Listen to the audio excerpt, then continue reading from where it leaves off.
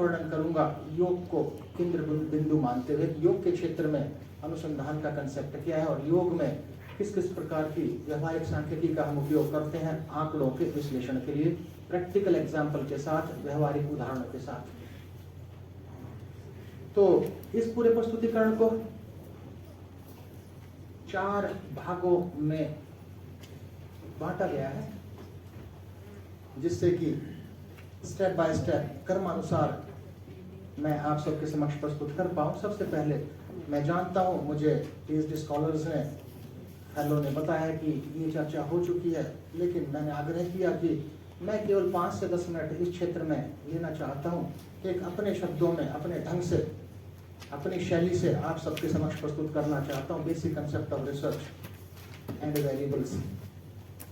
योग के क्षेत्र में जितना भी मैं देखता हूँ, क्वालिटेटिव रिसर्चेज अधिक पाई जाती हैं। आप अपने जो भी पीएचडी कर चुके होंगे आप देखिएगा, मैक्सिमम शोधार्थियों ने, अधिकतर अनुसंधानकर्ताओं ने गुणात्मक अनुसंधान को आयोजित किया होगा। लेकिन जो एक मॉडर्न और नॉलेज एरा में हम रह रहे हैं, इस आधुनिक ज्ञान के युग में रह रहे हैं, आज का युवा केवल ट्रेडिशनल बातों से प्रभावित नहीं होता, आपको उसे वैज्ञानिक आधार देना होगा। और वैज्ञानिक आधार देने के लिए हमें क्लिनिकल रिसर्चेज या एक्सपेरिमेंटल रिसर्चेज, प्रायोगिक अनुसंधान आयोजित करने होंगे, क्वांटिटेटिव रिसर्चेज आयोजित करनी होगी, मात्रात्मक अनुसंधान आयोजित करना होगा, संख्यात्मक अनुसंधान आयोजित करना होगा। तो वो बिना वेरिएबल्स के कंसेप्ट पे नहीं हो सकता। थोड़ा सा जानेंगे कि योग के क्षेत्र में कैसे वेरिएबल्स होते हैं, उनके क्लासिफिकेशन की बात करेंगे, उनके वर्गीकरण की बात करेंगे। दूसरे भाग में बात करेंगे टाइप्स ऑफ रिसर्च। अपने अपने रुचि का क्षेत्र है, किसी को किसी प्रकार का अनुसंधान अच्छा लगता है, किसी क्षेत्र में। हर व्यक्ति विशेष की प्रत्येक क्षेत्र में रुचि नहीं हो सकती, ड्यू टू इंडिविजुअल डिफरेंस, व्यक्तिगत भिन्नता के कारण। मनोविज्ञान के क्षेत्र से अधिक ज्यादा कौन समझ सकते हैं इंडिविजुअल डिफरेंस के कंसेप्ट को? तो इंडिविजुअल डिफरेंस का जो कंसेप्ट है यहाँ भी एप्लीकेबल है। तो we should have an idea about the types of researches. अगले भाग में जो कि सबसे महत्वपूर्ण भाग है, किसी भी शोधार्थी का, किसी भी अनुसंधानकर्ता की कोई ना कोई स्टार्टिंग लाइन होगी, कोई ना कोई आरंभिक रेखा होगी। आज पहला ही कदम यदि कोई अनुसंधानकर्ता अनुसंधान के क्षेत्र में रखना चाहता है तो कहाँ से शुरू करेगा, and what will be the finishing line, और अंतिम रेखा क्या होगी, उस पूरी यात्रा की बात करेंगे। Starting from starting line up to finishing line, आरंभिक रेखा से अंतिम रेखा तक हमें क्या क्या करना है वैज्ञानिक तरीके से। दोनों क्षेत्रों में क्वालिटेटिव रिसर्च की बात भी होगी, क्वांटिटेटिव रिसर्च की बात भी होगी। और अंतिम भाग, अभी आज के सत्र का अंतिम भाग होगा डेटा एनालिसिस, आंकड़ों का विश्लेषण। और आंकड़ों के विश्लेषण के लिए we use different types of statistical tools. हम विभिन्न प्रकार की सांख्यिकीय तकनीकों का उपयोग करते हैं आंकड़ों के विश्लेषण के लिए। परिकल्पनापूर्ण उदाहरणों के साथ, काल्पनिक उदाहरणों के साथ उसकी चर्चा करेंगे। तो लेट्स स्टार्ट अवर स्टोरी। कहानी आज की शुरू करते हैं पहले भाग से, basic concept of research and variables. योग के क्षेत्र के बड़े बड़े प्रगाढ़ विद्वान हैं। पाटिल जी का बहुत ही प्रभावशाली एक व्याख्यान अभी हुआ और मैं योग के क्षेत्र में सुनता रहता हूँ। Basically I am from the field of physical education, शारीरिक शिक्षा के क्षेत्र से जुड़ा हूँ, लेकिन थोड़ी सी रुचि मेरी भी है योग के क्षेत्र में। थोड़ा बहुत पढ़ता रहता हूँ और मैं भी प्रभावित होता हूँ योग के क्षेत्र से। तो बेसिक कंसेप्ट, तो योग में भी मेरी बात से आप सब सहमत होंगे, इन द फील्ड ऑफ योग देयर इज नो स्टैंडर्डाइजेशन। योग के क्षेत्र में स्तरीयता नहीं है। समय समय पर बड़े बड़े प्रगाढ़ विद्वान, बड़ी बड़ी प्रगाढ़ विदुषियां पैदा हुए, उन्होंने अपने व्यक्तिगत विचार योग के क्षेत्र में उड़ेल दिए और उनको हम पढ़ते हैं आज के दिन। लेकिन जो भी बात करेंगे हम स्तरीय साहित्य पर आधारित बात करेंगे, अनुसंधान के, हम एक स्टैंडर्ड लिटरेचर पर आधारित बात करेंगे, एक लॉजिकल बात करेंगे। जो समय समय पर प्रगाढ़ विद्वानों ने अपनी बातें उड़ेल दी, उसकी बात नहीं करेंगे। तो basic concept of research and variables, research या वेरिएबल्स की बात भी करें तो अलग अलग पुस्तकों में आप अलग अलग प्रकार से पाएंगे। किसी ऑथर ने अपने अलग ढंग से कर दिया, किसी दूसरे ऑथर ने अलग ढंग से। लेकिन यहाँ केवल 2 तरह की अर्थों की बात होगी, 2 तरह की अवधारणाओं की बात होगी। पहला जो सबसे महत्वपूर्ण है, अनुसंधान एक प्रक्रिया के रूप में, research as a process, research as a process, प्रक्रिया के रूप में। आप हर जगह पढ़ते हैं कि creation of any knowledge is known as research, कि नए ज्ञान की उत्पत्ति ही अनुसंधान है। बड़े बड़े प्रगाढ़ विद्वानों ने माना है। लेकिन एक प्रगाढ़ विद्वानों के समूह ने यह भी माना है कि every creation of knowledge can not be considered as a part of research, कि प्रत्येक अनुसंधान, प्रत्येक नए ज्ञान की उत्पत्ति अनुसंधान की श्रेणी में नहीं रखा जा सकता। That should be acceptable in the society, वो समाज में स्वीकार्य हो। Anything that is not acceptable in the society cannot be considered as a part of research that is applicable to the field of yoga also। अब बात करते हैं एक प्रक्रिया के रूप में, कहानी अब शुरू होती है प्रक्रिया के रूप में।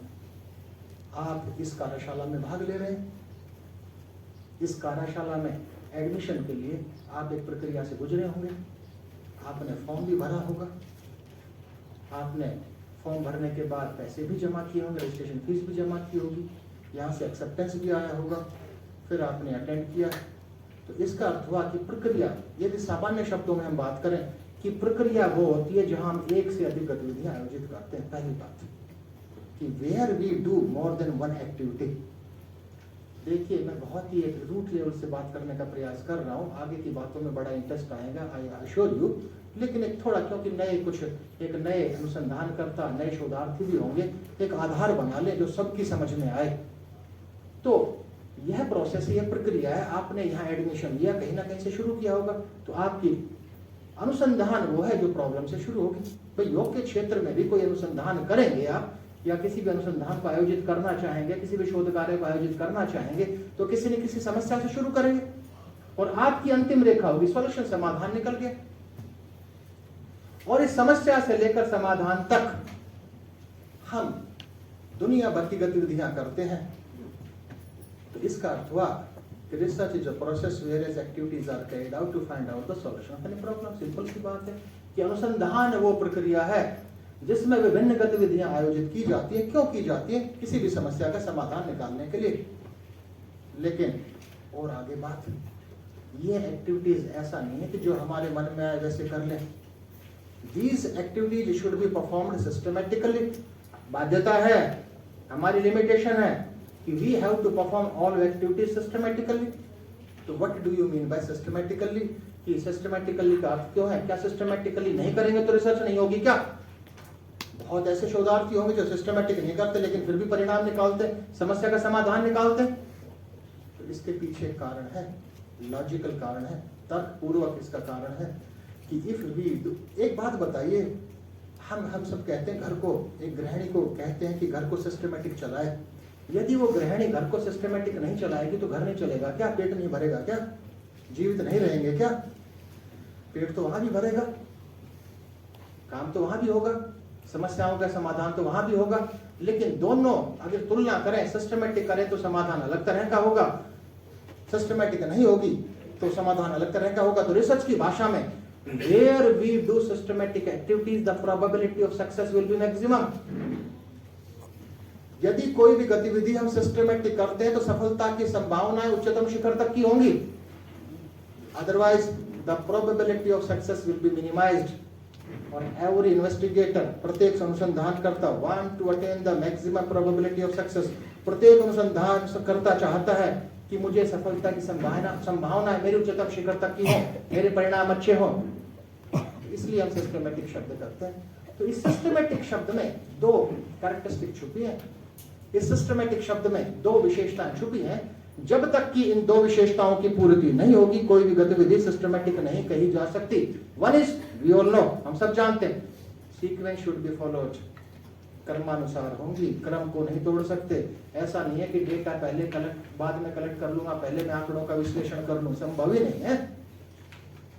First you have to identify the problem, then you have to formulate the objective, then you have to formulate hypothesis, then you have to collect the data, you have to collect the information, then you have to analyze the data, then you have to draw inferences।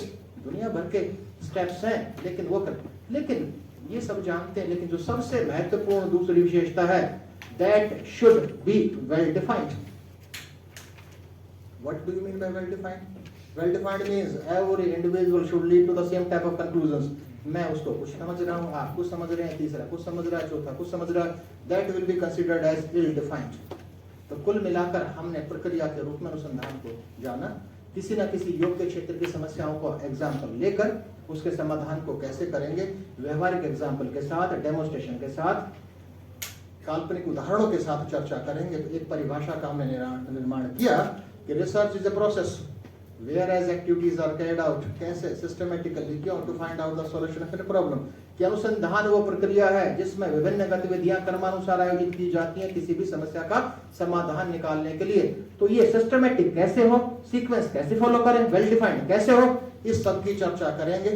Why, क्यों, to attain the maximum probability of success, जिससे कि सफलता की संभावनाएं उच्चतम शिखर तक की हो। लेकिन सबसे महत्वपूर्ण बात, तो ये कहानी, ये यात्रा, ये जर्नी अनुसंधान की शुरू कहां से हुई, प्रॉब्लम से। तो प्रॉब्लम मार्केट में बनी बनाई तो योग के क्षेत्र में मिलेंगी नहीं। You have to identify the problem. उसके लिए हमें जानना होगा कि what is the origin of a problem, problem का ओरिजिन क्या, उत्पत्ति कहां से होगी। योग के क्षेत्र में भी प्रॉब्लम की उत्पत्ति कहां से होगी, कहां से ढूंढेंगे आप, केवल योग के क्षेत्र में नहीं, मनोविज्ञान के क्षेत्र में भी उत्पत्ति कहां से होगी। तो प्रॉब्लम की उत्पत्ति कैसे होगी। मैडम बैठी हैं, योग की है, मैडम को मैक्स खरीदने हैं, योग के मैक्स, मार्केट में गई, मार्केट समस्या खड़ी होगी मैडम के लिए कि ये 500 रुपए का, ये 1000 का, ये वैरायटी है, इसके ये सकारात्मक है, इसके पॉजिटिव पॉइंट्स है, इसके नेगेटिव है। अगर मैट नाम की एक ही वस्तु रही होती तो मैडम के लिए समस्या नहीं रहती। अनेकता है, वेरिएशन है। तो कुल मिलाकर जहां चॉइस होगी वहां प्रॉब्लम होगी। पहली बात, सामान्य भाषा में, रिसर्च की भाषा की बात नहीं कर रहे हैं। जहां चॉइस होगी वहां प्रॉब्लम होगी, जहां वैरायटी होगी वहां प्रॉब्लम होगी। Where there is a choice there is a problem, where there is a variety there is a problem. लेकिन चॉइस और वैरायटी तो दैनिक संप्रेषण में, डे टू डे कम्युनिकेशन में शब्द उपयोग में लाए जाते हैं। तो एक तीसरा शब्द आप सबके सामने, variance. Where there is a variance there is a problem. और योग का क्षेत्र भी वेरिएंस से भरा पड़ा है। लेकिन वेरिएंस भी किस विषय का शब्द है, स्टैटिस्टिक्स का, रिसर्च का नहीं है, स्टैटिस्टिक्स का, अप्लाइड स्टैटिस्टिक्स का। तो एक शब्द हो रहा है वेरिएबल, हिंदी में हम कहेंगे चर, सुधरे हुए रूप में। The origin of any problem is variable. तो वेरिएबल को समझने का प्रयास करेंगे जिससे कि अच्छे अनुसंधान, अच्छे मात्रात्मक अनुसंधान हम योग के क्षेत्र में आयोजित कर पाए। तो वेरिएबल को परिभाषित करते हैं। Variable is a characteristic that has the tendency to change with respect to time, place, individual। चर वो विशेषता है जो समय अनुसार परिवर्तित हो, जो स्थान अनुसार परिवर्तित हो और जो व्यक्ति अनुसार परिवर्तित हो। इन तीनों के कारण जिसमें परिवर्तनशीलता आए वो कहलाता है चर, वो कहलाता है वेरिएबल। दुनिया भर के स्टडीज हो चुकी, effect of meditation on stress, ध्यान का तनाव पर प्रभाव। तनाव वेरिएबल है, तनाव वेरिएबल है। क्यों, समय अनुसार बदलता है। आज मिश्रा जी का तनाव का स्थिति आज होगी, हो सकता है कल कम या बढ़े, एक जैसा तनाव नहीं रहता, समय अनुसार बदलेगा। स्थान अनुसार मिश्रा जी यहाँ बैठे हैं, हो सकता है कि तनावपूर्ण वातावरण में हो, बाहर जाएंगे, घर जाएंगे, रिलैक्स रहेंगे, समय अनुसार भी बदला, स्थान अनुसार भी बदला, व्यक्ति अनुसार भी परिवर्तनशील है। आपका तनाव का स्तर अलग है, मेरा अलग है, आपका अलग है, मैडम का अलग है, उस मैडम का अलग है। जो समय, स्थान और व्यक्ति अनुसार परिवर्तनशील हो वो कहलाता है वेरिएबल। तो origin of any problem is a variable. जितनी भी क्वांटिटेटिव रिसर्चेज होती है किसी ना किसी वेरिएबल को, किसी ना किसी चर को लेकर की जाती है। किसी भी क्षेत्र की बात करें तो कुल मिलाकर हमें प्रॉब्लम के आइडेंटिफिकेशन के लिए शुरुआत तो वेरिएबल से ही करनी होगी ना। If we want to conduct any quantitative research, यदि कोई भी अनुसंधान करता शोधार्थी या रिसर्चर मात्रात्मक अनुसंधान आयोजित करना चाहता है तो हम किसकी बात करें, क्यों ना हम वेरिएबल्स को। एक और बात, अनुसंधान की दूसरी एक और बात करते हैं कि मैं पहले बता चुका हूं, different authors explain research in different ways. हमने अनुसंधान के केवल एक अर्थ की बात की, कौन से अर्थ की, प्रक्रिया के रूप में। अब शाब्दिक अर्थ की बात करते हैं। शाब्दिक अर्थ क्या, सब जानते हैं। शाब्दिक अर्थ दो शब्दों से मिलकर बना है। जब भी आप एमए में एडमिशन लिया होगा, रिसर्च की क्लास हुई होगी, आपके जो टीचर्स अध्यापकों ने यही बताया होगा कि री और सच दो शब्दों से मिलकर बना है रिसर्च, और हम सब जानते हैं कि री का अर्थ है अगेन, सच का मतलब है to find out, to find out again and again is known as research. ये पढ़ते आए। देखिए अनुसंधान की यात्रा शुरू कहां से हुई? मैं पहले बता चुका हूं, नए शोधार्थियों को तो इंटरेक्ट करना पड़ेगा, नहीं तो मैं अपनी बात आप तक ठीक प्रकार से नहीं पहुंचा पाऊंगा। कहां से शुरू हुई? प्रॉब्लम से शुरू हुई, और अंत कहां हुआ? यहां पर हम कह रहे पुनरावृत्ति, to find out again and again is known as research. यदि यह शाब्दिक अर्थ ठीक है, इसका अर्थ हुआ solution of any problem again becomes a problem. किसी भी समस्या का समाधान नई समस्या को जन्म देगा, तभी तो पुनरावृत्ति की आवश्यकता है। जब किसी एक समस्या का समाधान निकल गया तो पुनरावृत्ति की आवश्यकता क्यों? तो बड़ी अटपटी बात है कि what is the need to find out again and again, बार बार पुनरावृत्ति की आवश्यकता क्यों? शुरू कहां से हुई आपने बताई? प्रॉब्लम से। छोटा बच्चा है 4-5 साल का, स्कूल में जाना शुरू किया। स्कूल में टीचर ने सिखाया एडिशन, जमा करना, जोड़ करना। बच्चा सीख रहा है, और अंत में 5-6 दिन बाद अध्यापक ने उसका एग्जाम लिया कि बेटा 100 जमा 100 कितने होते हैं। मैं आपसे पूछता हूं, उस छोटे बच्चे के लिए 4-5 साल का नर्सरी का बच्चा 100 जमा 100 इस समस्या में इस क्वेश्चन, सीधी सी बात है, इस क्वेश्चन के आंसर के लिए, समस्या के समाधान, यह उस बच्चे के लिए समस्या है या नहीं है? है ना? और इसका सॉल्यूशन क्या है? 200। सीधी सी बात है ना। ब्रह्मा जी भी स्वर्ग से उतरकर पृथ्वी पर जन्म ले ले, वो भी 100 जमा 100 200 ही बताएंगे। कोई 200 से अच्छा उत्तर दे सकता है? नहीं दे सकता। तो जब इस तरह के क्वेश्चंस हैं, 100 समझो, प्रश्न का उत्तर हुआ 200, तो व्हाट इज द नीड? अब उसको क्या रिपीट करें? दिमाग में बैठा लें, we should keep in the entirety of our mind 100 + 100 = 200। These types of solutions are known as standard solutions। इस तरह के उत्तर, इस तरह के समाधान कहलाते हैं स्तरीय समाधान। But in the field of research there is no standard answer. अनुसंधान के क्षेत्र में कोई स्तरीय उत्तर नहीं है, और जिस दिन वो स्तरीय उत्तर बन गया, that becomes a theory, that becomes a principle. उस दिन वो सिद्धांत का रूप ले लेता है, उसकी एक सिद्धांत की उत्पत्ति होगी। इसको गहराई से बाद में करेंगे एग्जाम्पल के साथ, लेकिन अभी तो यदि मैं प्रश्न पूछूं कि what is the need to find out again and again in research, answer is, since there is no standard answer in the field of research, there is a need to find out again and again। इसलिए हमें पुनरावृत्ति की आवश्यकता पड़ती है। तो कितने रूपों में हमने अनुसंधान के अर्थ की बात की? 2, प्रक्रिया के रूप में और शाब्दिक अर्थ में। अब मेन कहानी शुरू होती है वेरिएबल्स की, क्योंकि थोड़ा सा एक कंसेप्ट क्लियर कर लें हम वेरिएबल्स का। जब तक हम वेरिएबल्स का कंसेप्ट क्लियर नहीं करेंगे, we will not be able to conduct reliable, valid and genuine researches. तो शुरू करते हैं वेरिएबल्स। अनुसंधान को कितने रूपों में जाना? 2, प्रक्रिया के रूप में, शाब्दिक अर्थ। तो अलग अलग ऑथर्स ने बताया था, तो सेम कहानी यहाँ भी है। वेरिएबल्स के क्लासिफिकेशन की बात करें, दुनिया भर के ऑथर्स ने अपना अलग अलग वर्गीकरण किया। आसनों के क्षेत्र में किताबें पढ़ता हूँ, ऑथर्स ने अलग अलग वर्गीकरण किए। किसी ऑथर ने अपने ज्ञान अनुरूप कुछ कर दिया, किसी ने कुछ कर दिया। इसी प्रकार से वेरिएबल्स के टाइप्स की बात करें, वो भी ऑन द बेसिस ऑफ, मैं एक बात पूछूं आपसे, इस पूरे समूह का वर्गीकरण कर सकते हैं क्या? बांट सकते हैं? बांट दीजिए। जेंडर बेस, सर ने कहा जेंडर बेस, मेल फीमेल्स, क्योंकि आधार था। क्या यही हो सकता है? यही हो सकता। इट मींस आप इन्हें क्लियर कर दिया, on the basis of different basis different types of classifications are possible. विभिन्न आधारों के आधार पर विभिन्न प्रकार का वर्गीकरण हो सकता है। तो वेरिएबल्स का क्लासिफिकेशन भी वैसे ही है कि किसी ऑथर ने 2 की बात करेंगे। पहले का आधार है कॉजल मॉडल। यदि कॉजल मॉडल के आधार पर हम वेरिएबल्स का क्लासिफिकेशन करें, तो हमारे पास केवल 3 ही प्रकार के वेरिएबल्स हैं। We classify into 3 categories. हम 3 विभिन्न वर्गों में विभाजित करते हैं। लेकिन उससे पहले पता रहे कि योग के क्षेत्र में किस प्रकार के अनुसंधान करें जिसमें कॉजल मॉडल लागू है। This causal model is applicable to establish cause and effect relationship. ये कॉजल मॉडल वहां लागू है जहां हम कॉज एंड इफेक्ट रिलेशनशिप स्थापित करना चाह रहे हैं, जहां पर हम कारण और प्रभाव के सहसंबंध को स्थापित करना चाह रहे हैं। कुल मिलाकर एक सेंटेंस में where we want to conduct experimental researches, जहां हम प्रायोगिक अनुसंधान करना चाहते हैं वहां पर एक कॉजल मॉडल लागू है। जहां हम क्लिनिकल रिसर्चेस करना चाहते हैं वहां ये कॉजल मॉडल लागू है। एक शीर्षक का निर्माण करते हैं, काल्पनिक शीर्षक का निर्माण।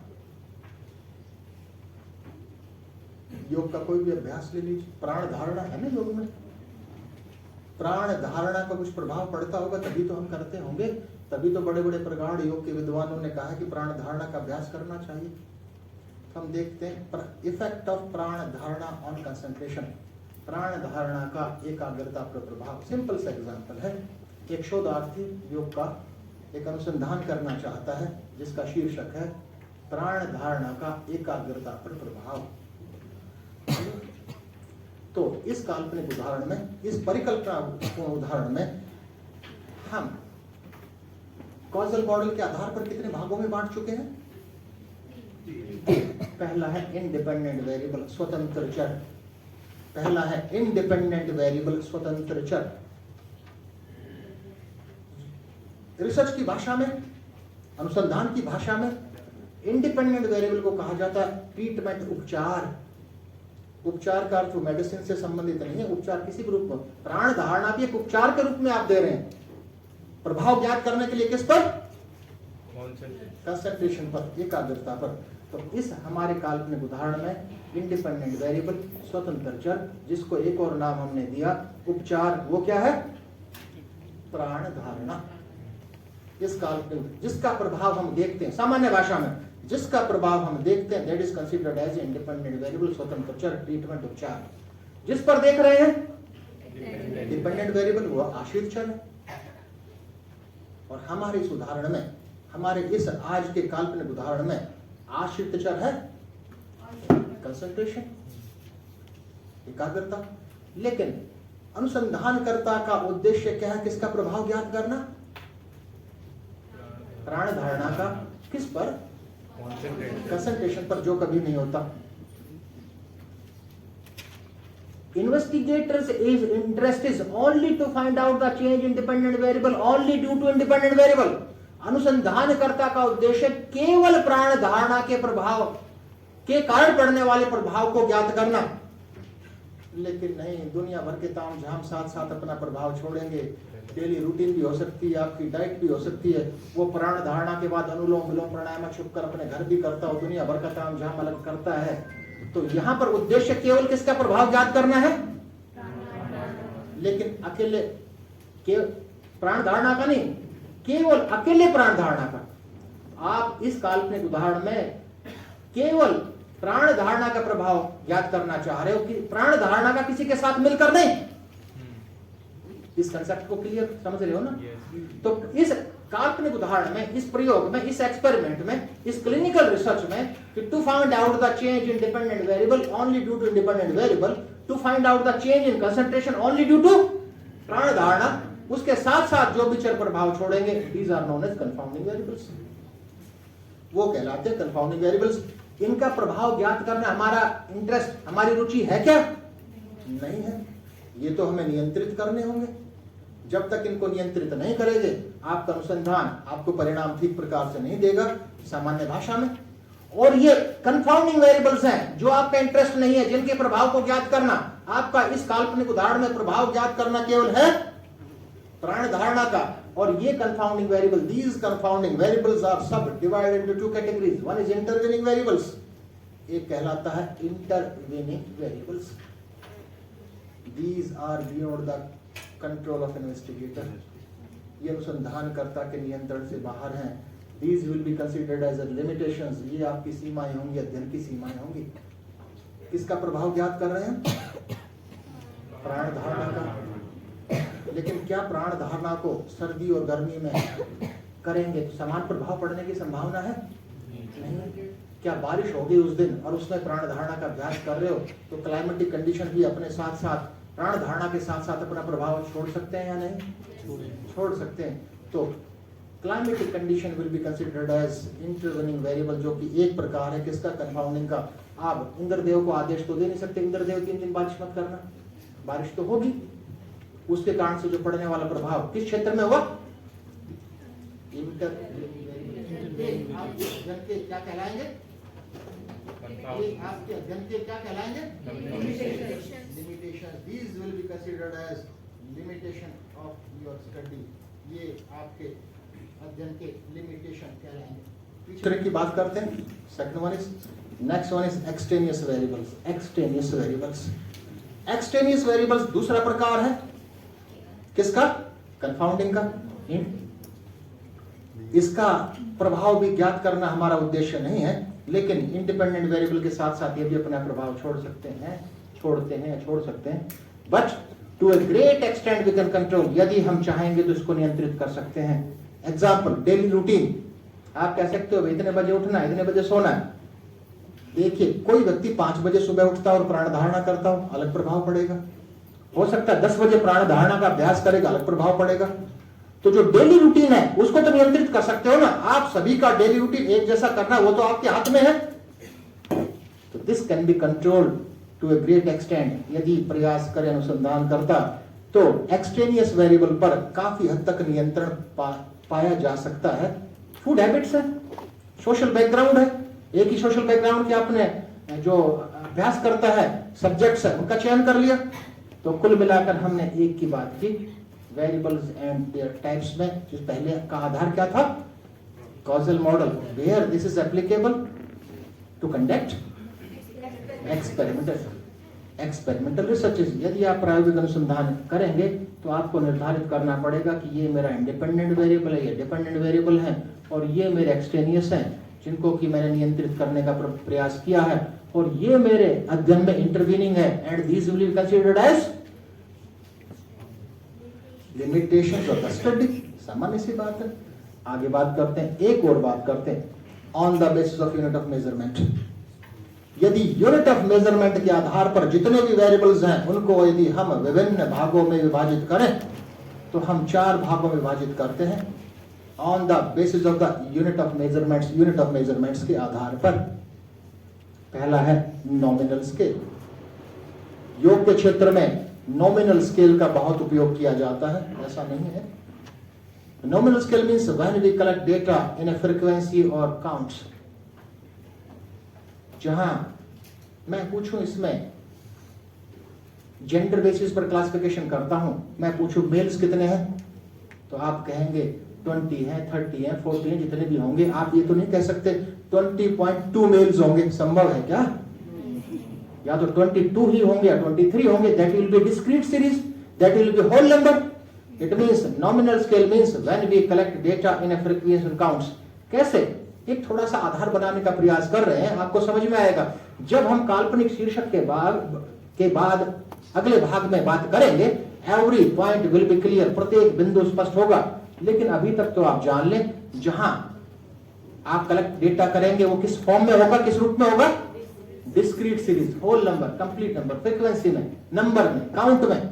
और ये नॉमिनल स्केल विभिन्न प्रकार का हो सकता है. डाइकोटोमियस.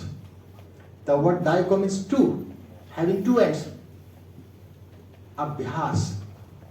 देखिए, अभ्यास भी वेरिएबल है और अभ्यास को विभिन्न रूपों में मापन कर सकते हैं. मान लो इस पूरे समूह का अभ्यास का मापन करें तो आप 2 भागों में विभाजित करेंगे, अभ्यास करता और जो अभ्यास योग का अभ्यास नहीं करते. तो डाइकोटोमियस हुआ ना. Smoking, smokers, non smokers. तो when we categorize in 2 categories, जब हम 2 वर्गों में विभाजित करते हैं, 2 विभिन्न, तो वो कहलाता है डाइकोटोमियस. लेकिन दोनों ही स्मोकर, नॉन स्मोकर्स 2 भागों में हो गया, लेकिन दोनों ही डिस्क्रीट सीरीज में होंगे, होल नंबर में होंगे. एग्री? वो हो सकता है पॉलिटोमियस.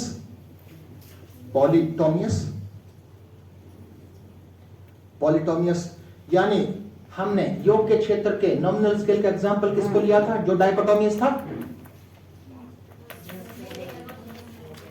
प्रैक्टिशनर्स, नॉन प्रैक्टिशनर्स लिया था ना. उसको पॉलिटोमियस भी ले सकते हैं. अभ्यास करता, पहला समूह, वीक में 1 दिन अभ्यास करने वाले इतने हैं, 2 दिन करने वाले इतने हैं, 3 दिन करने वाले इतने, 4 दिन करने वाले इतने, 5 दिन करने वाले. When we categorize in more than 2 categories, that is known as poly. Poly means many, having more than 2 categories. Example: race, Indian, Chinese, polish, German, 4 category ले ली, तो ये प्रकृति हुई इस वेरिएबल की, जो कि नाम है race categorical. Categorical means divided among more than 2 categories, जो कि किस कैटेगरी में है, किस वर्ग में है, नॉमिनल स्केल। अगला है, और नॉमिनल स्केल भी 2 उप प्रकारों का हो सकता है। First one is nominal with order. भाई आपने नॉमिनल है 3 वर्ग बना लिए कि बहुत अच्छे योग अभ्यास करता, मध्यम अभ्यास करता और निम्न स्तर के अभ्यास करता। वर्ग हुआ ना, और वो किस कैटेगरी में हुआ, नॉमिनल का पॉलिटोमियस। 2 से अधिक कैटेगरी, 2 रही होती तो डायकोटोमियस था। मैंने 3 बताया, अच्छे, मध्यम अभ्यास करता और लो लेवल का अभ्यास करता। 3 कैटेगरी, तो किस कैटेगरी में हुई, पॉलिटोमियस। लेकिन can be arrange in order, yes, आप अरेंज क्रमानुसार, आरोही आरोही, असेंडिंग डिसेंडिंग ऑर्डर में इसको अरेंज कर सकते हैं। लेकिन कुछ ऐसे हैं नॉमिनल विदाउट ऑर्डर, रेस 4 लिए थे हमने, इंडियन, चाइनीज, जर्मन, पॉलिश, क्या इसका ऑर्डर में अरेंज कर सकते हैं? Every group will be considered as equal. तो polytomous can be arranged in order and can not be arranged in order. योग के क्षेत्र में भी इसकी विस्तार से चर्चा करेंगे। एक और अगला है ordinal scale. We can not measure in an exact numerical value. आसन करते हैं तो किसी को जर्क लगने की संभावना रहती है, नहीं रहती है? रहती है ना। तो जर्क लगेगा तो क्या होगा, पेन होगा। मेरा आपसे प्रश्न, पेन वेरिएबल है या नहीं है? क्योंकि स्थान अनुसार परिवर्तित है। लेटने की पोजीशन में अलग होगा, बैठेंगे अलग होगा, डॉक्टर के पास जाएंगे अलग, समय अनुसार भी अलग है, स्थान अनुसार भी अलग है, व्यक्ति अनुसार। उसी मिश्रा जी को और सर को चोट लगे, दोनों बराबर पेन होगा क्या? परिवर्तनशील है। तो क्यों, क्या है ये, वेरिएबल। तो सर आपको आसन कर रहे थे, जर्क लग गया, कहां पहुंचे? डॉक्टर के पास। डॉक्टर दवाई तो दर्द के अलग अलग डोज होते हैं, हाई डोज भी होता है, मीडियम डोज भी होता है, लो, वो डिपेंड करेगा दर्द कितना है। आपसे पूछा कि कितना दर्द है, what is the severity of pain, आप ये नहीं कहेंगे 5 सेंटीमीटर पेन है सर, 5 सेंटीमीटर की दवाई दे दो। You will express in order कि I have high pain, medium pain, low pain. आपके साथी बगल में बैठे हैं, मैं पूछूं इनकी ब्यूटी कितनी है, कितने ब्यूटीफुल है, तो आप ये तो नहीं कहेंगे कि 10 टन ब्यूटी है। आप ये कहेंगे कि he has excellent beauty. Beauty भी तो वेरिएबल है, समय अनुसार परिवर्तनशील है, व्यक्ति अनुसार भी है, स्थान अनुसार भी है। यहाँ है, चले जाओ कहीं साउथ में, जहाँ ह्यूमिडिटी हो, ब्यूटी परिवर्तित हो जाएगी, स्थान अनुसार भी परिवर्तित होती है। तो दीज आर द एग्जांपल्स